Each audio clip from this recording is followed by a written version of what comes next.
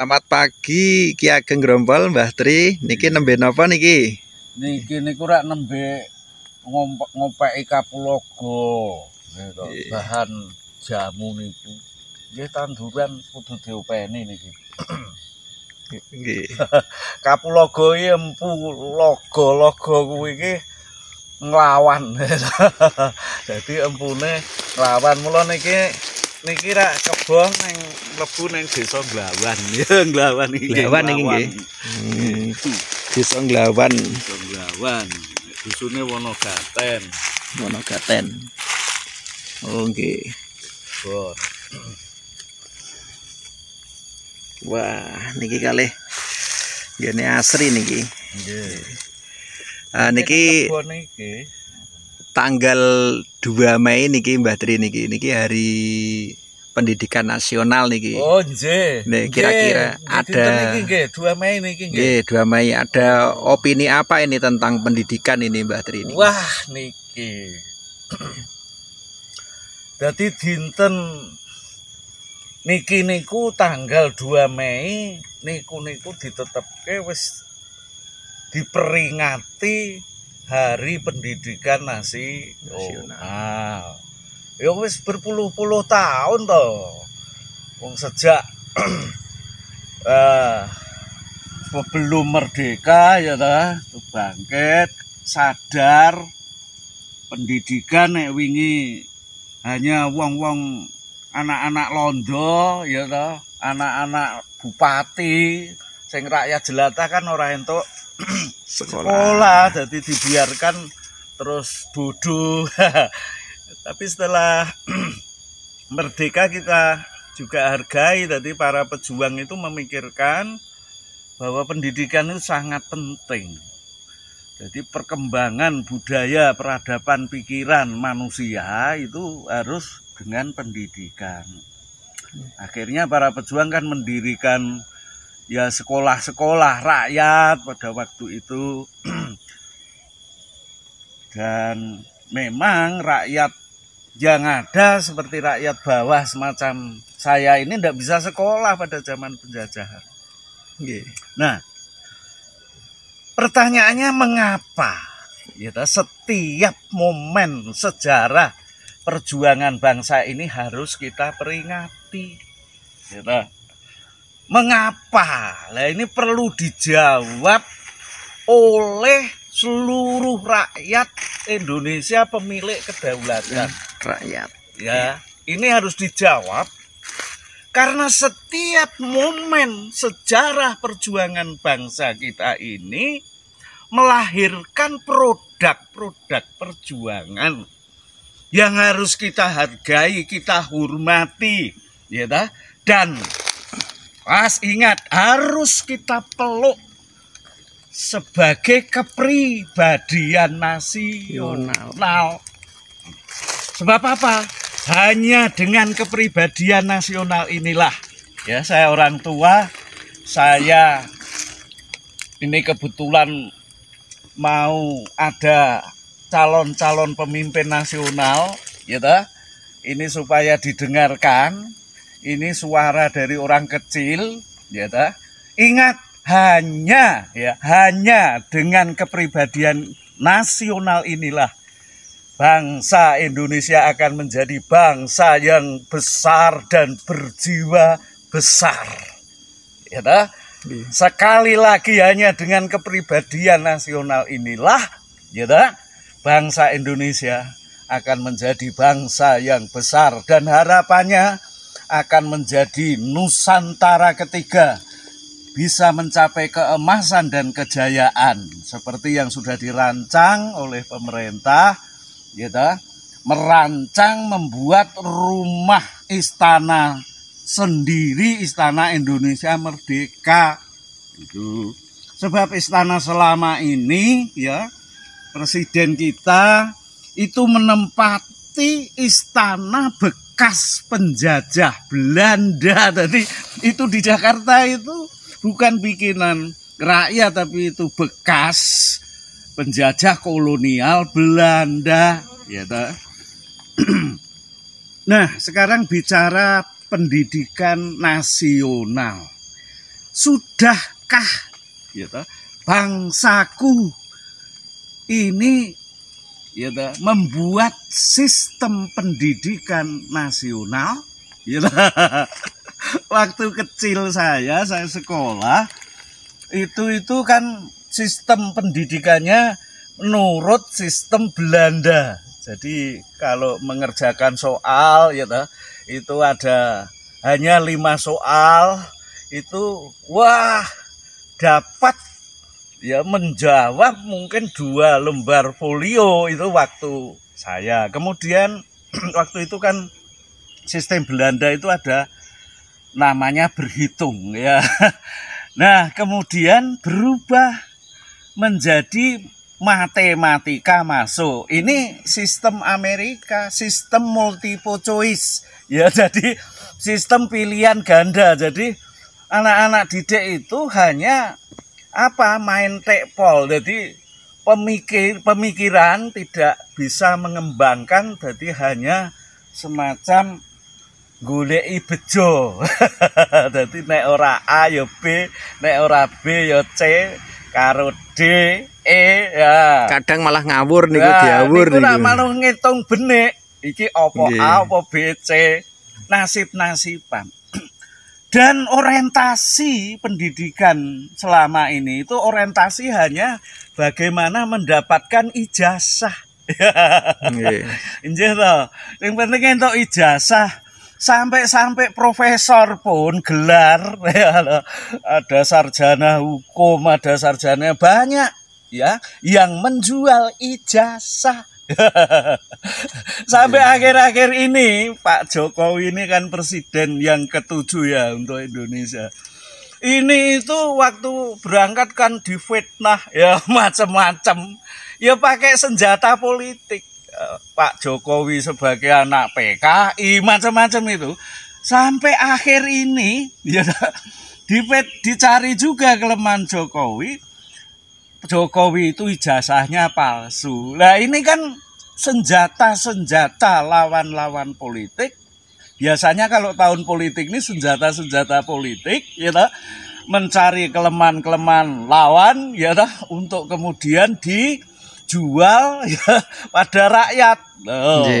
Jadi ini pencitraan ada, tapi juga mencari kelemahan masing-masing calon. Nah ini. Jadi ini juga karena pengaruh pendidikan kan. Jadi pendidikan nasional seperti apa? Sampai hari ini sistem pendidikan itu belum dibakukan sebagai sistem pendidikan nasional. Jadi masih ngikut lah, kadang-kadang anak-anak jadi kelinci percobaan, kurikulum sudah berlalu ya sama perkembangan teknologi. Nggak cocok sekolahnya 3 tahun harus ada ijazah plus kursus malah berharga selama 3 bulan sebagai persyaratan masuk ke dalam dunia kerja. Lah ini tapi sekarang ini sudah 77 tahun. Kita harus kembali kalau bicara masalah pendidikan, ini pijakan kita apa? Ini pendidikan nasional, pendidikan bangsa. Jadi mestinya bangsa ini kan sudah punya dasar negara, sudah punya konstitusi. Pijakan para pemimpin bicara masalah pendidikan ini juga berpijak pada konstitusi nasional, Undang-Undang Dasar 45. Ya. Lah di sana kan ada tugas negara, tugas pemerintah itu harus mencerdaskan kehidupan bangsa. Lah ini pijakan ini. Lah kecerdasan seperti apa? Sebab kecerdasan yang dalam konstitusi itu adalah kecerdasan bangsa, bukan kecerdasan individu. Ya jadi ada 2 sebenarnya sistem ini, bagaimana kecerdasan individu untuk kepentingan individu, tapi kecerdasan bangsa ini untuk kepentingan memecahkan permasalahan bangsa. Jadi karena bangsa ini sudah berkonstitusi, maka konstitusi ini menjadi satu turutan siapapun yang jadi pemimpin. Ya, apalagi ini pemimpin atau menteri pendidikan. Ini harus berpijak pada pijakan konstitusi. Ini pijakan dasar kita di dalam kehidupan berbangsa dan bernegara. Ya, nah, kalau sekarang ini yang berkembang, ya sekarang masalah yang dicerdaskan itu kan pikiran toh. Iya toh.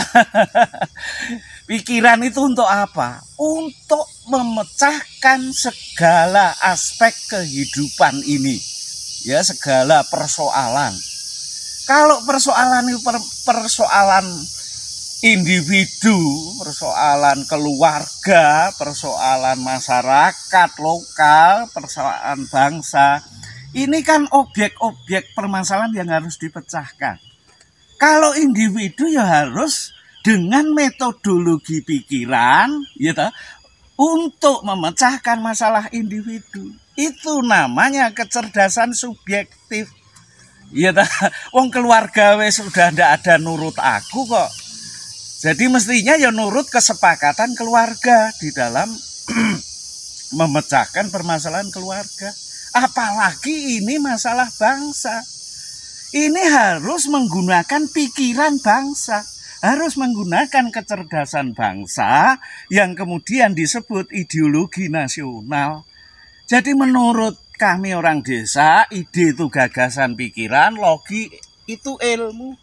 Jadi ilmu untuk memecahkan permasalahan bangsa ini bukan ilmu subjektif, bukan kecerdasan subjektif, tapi kecerdasan pikiran bangsa.